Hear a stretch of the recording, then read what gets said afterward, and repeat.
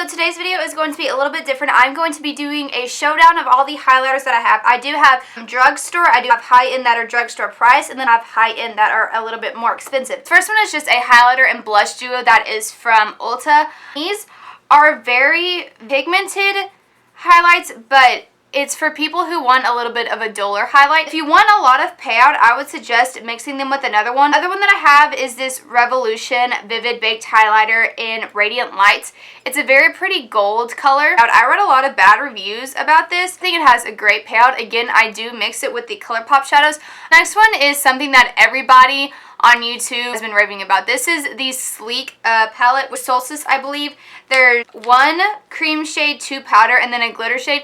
These are some of the most pigmented highlights that people have ever used. With a cream shadow, if I want to mix any, I will apply any of these on top of this one or any of my other shadows, because these just have such a good reflectant of silvers and purples, blues and golds, that they really pick up all the other colors of different highlighters that you're using. Next ones are the Colourpop Super Shock Cheek palettes.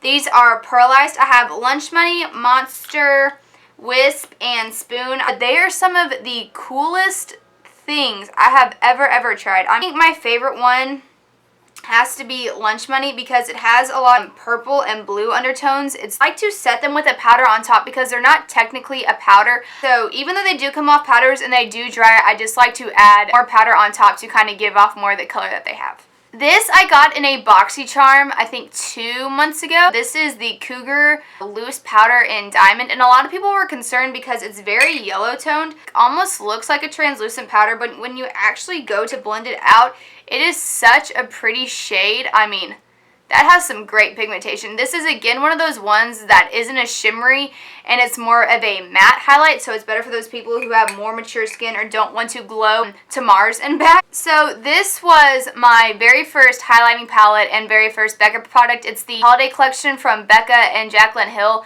It's Pearl, Champagne Pop, and blush copper in it. I like to use the coppered blush when I'm a little bit tanner in the summer. The reason I have any other Becca products is because I hit pan on these, but these are some of the best shadows. Why do I keep saying shadows?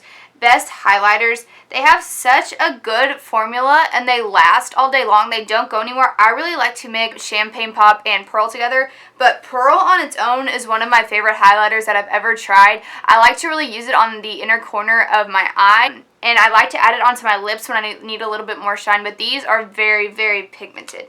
I also have another Becca product. It's the Opal and Cream. I got this at Ulta. They were having a sale on it one day, and I really like it, but creams are more mature skin tones who, again, don't want that bright glow, so I do think that I'm going to be passing this down to my mom. She's been asking me about highlights and stuff a lot, and I feel like she'll like cream products a lot better than just the powder products, and most y'all probably recognize this packaging. This is her new split pans. I originally had the face palette, but that's just a really long story and it went to a better home, but this is the Amaretto and Prosecco Pop. And the last one that I have is the Anastasia Glow Kit. This is the Gleam Kit. I really want those new Moonchild ones. I'm kind of iffy on these because they're very pigmented when you swatch them. I mean, you can see that color, but I feel like when I actually apply it to my face, I don't get any payout, and everybody else that I see using them gets so much payout from it. I like to mix Crushed Pearl and Starburst together, and I will normally apply Spoon underneath, and then I will mix those two together and add it on top. That completes all the highlighters that I have.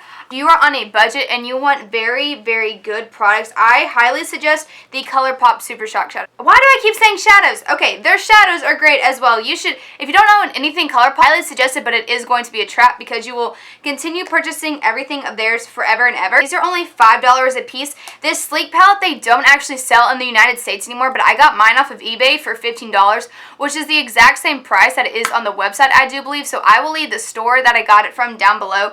It took about 2 weeks to get here because it's coming from the UK. If you don't want that super vibrant glow, I would definitely go for more of the drugstore ones like Revolution and the Ulta. I hope you guys enjoyed this video. If you would like to see more like this, please give this video a big thumbs up. Comment down below on anything you want to see. Remember to subscribe before you leave, and I will see you in the next video. Today I'm going to be going over the new Morphe Elite 2 brushes.